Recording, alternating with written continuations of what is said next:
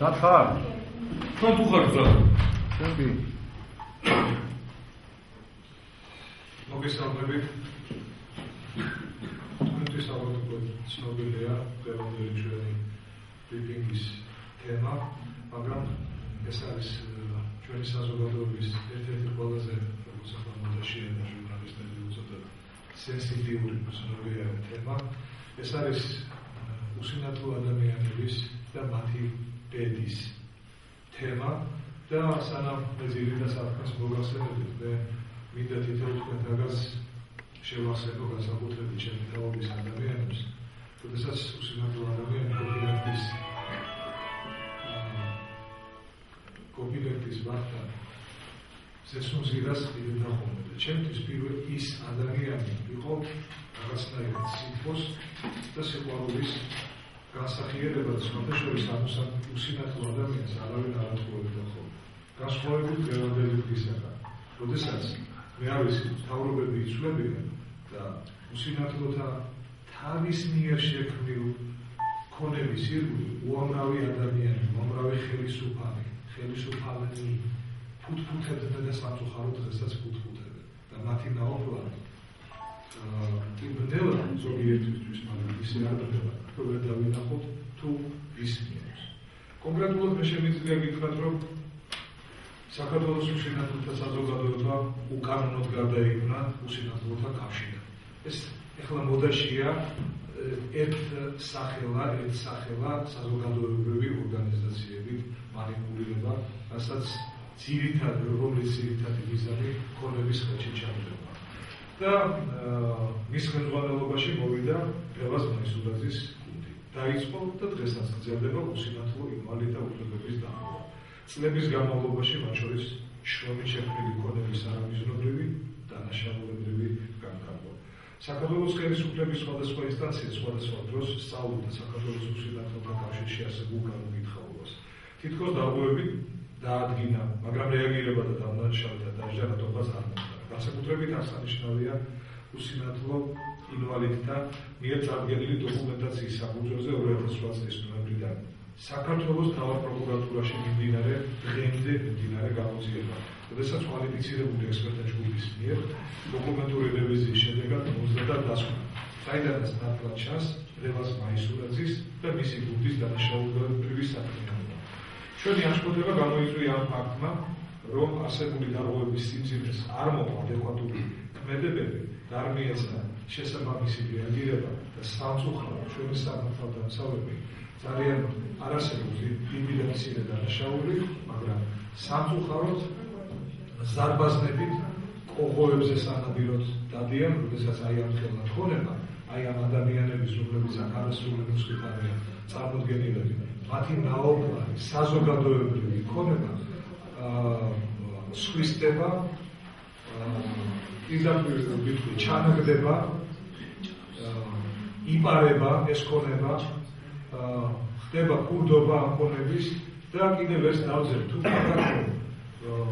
ვიცით გავიგოთ ერთხელ მე მაგალითად ძიმე ავარიაში მოვყავ 3 დღე ვერ ხედავდი და ერთი წამი წარმოვიდგინოთ ამ ადამიანების საგულზე თავი, როდესაც ჩვენ ჩვეულ ადგილზე ხელს გავუწევთ, იქ არ დაგვდება ის ჩვენი ქონება და დამერწმუნდეთ ეს ქონება მათი საკუთარი ოფლით ძალიან ბევრი შექმნილი.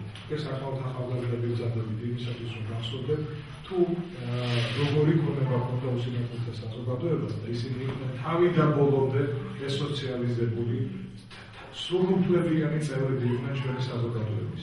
და აი ამ ქონების დაკარგვის შემდეგ ეს ადამიანები, ქურდმა ადამიანებმა აქციეს გააწილეს ნელის სიკვდილისათვის. ჩვენი მეგობრები უფრო კაცრად, უფრო რადიკალურად არიან ამაზე გაწყობილები და ამაზე ცოტა ქვემოთ, მაგრამ ბატონ თქვენ უშუალოდ მადლობა.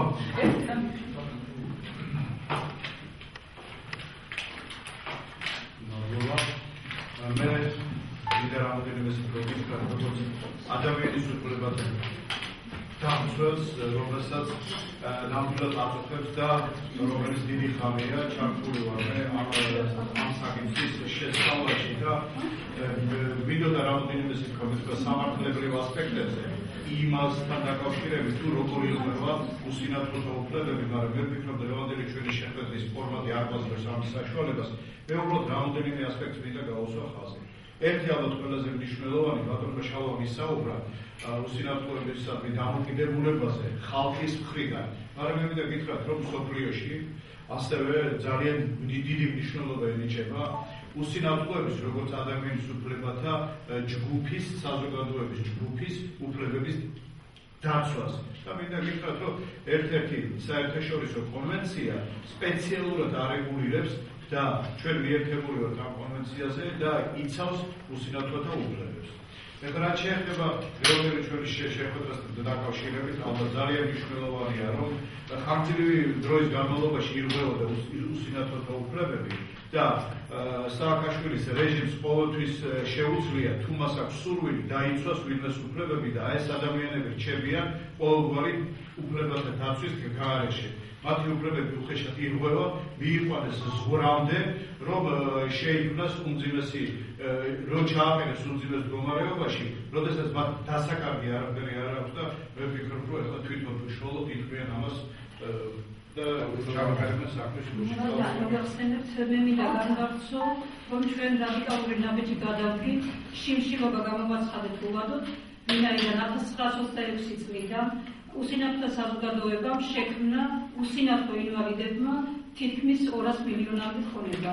97 წლამდე საზოგადოება ამას მართავდა ისე რომ ყველა უსინათლო თითქმის დასაქმებული იყო საქართველოს მასშტაბით და ჩვენ გასაჭირი არაფერი არ ჰქონდა.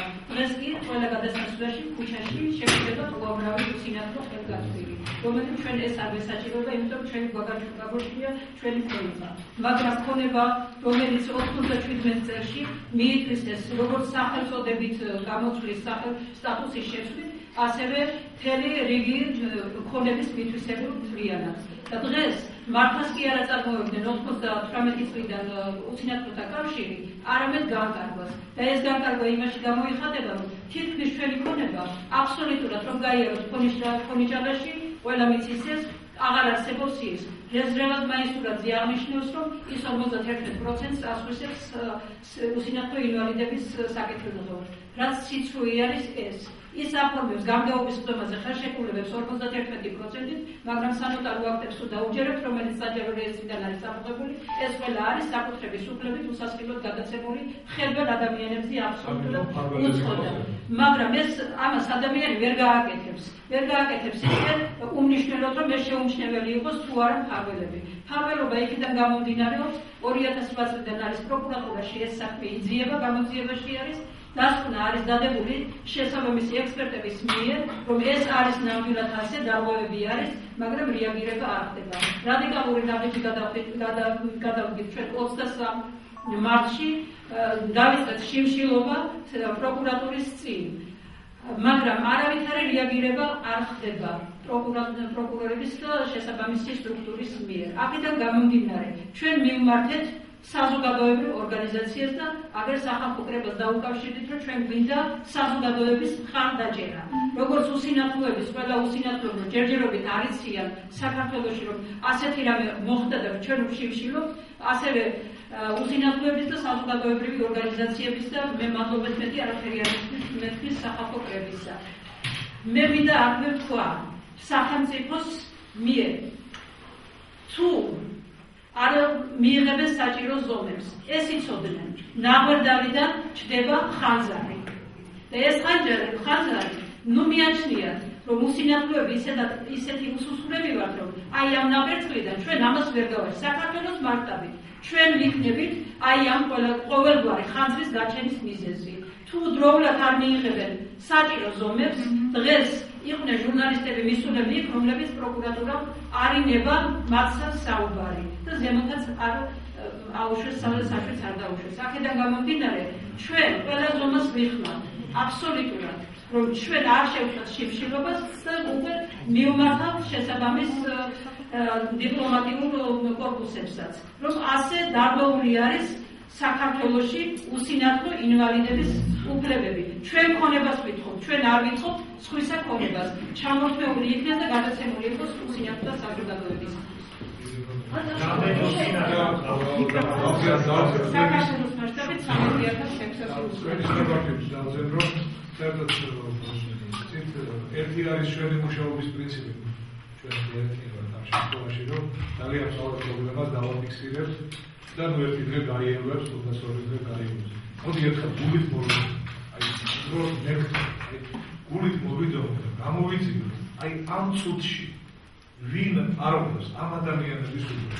ერთხელ მოვიდოთ და ერთხელ დავანახოთ.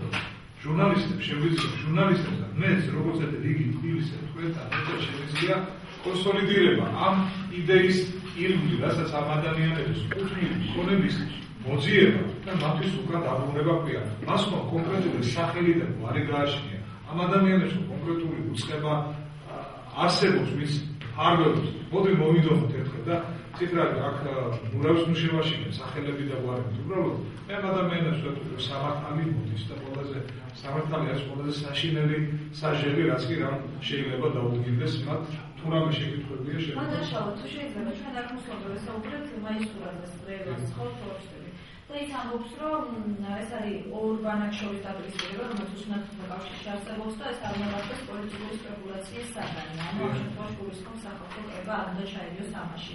და თუ ასევე როგორც თავადმა აღნიშნა, ის ამბობს, რომ ხდება ისეთი უსინათლოების საკითხი და ამის დასკვისება. თუ რატო გადაწყვეტეთ? ჯოქსორი ბოლოს. იცით რა არის? იმ ბოლოდან პრობლემას თუ გასაუბრეთ, შეიძლება ეს იყოს პოლიტიკური სპეკულაციის საგანი. მაგრამ მე მიმაჩნია, მე დიდი ერთ ადამიანს მიმაჩნია, რომ დება მართალი ადამიანის კვირა. ჩემთვის ეს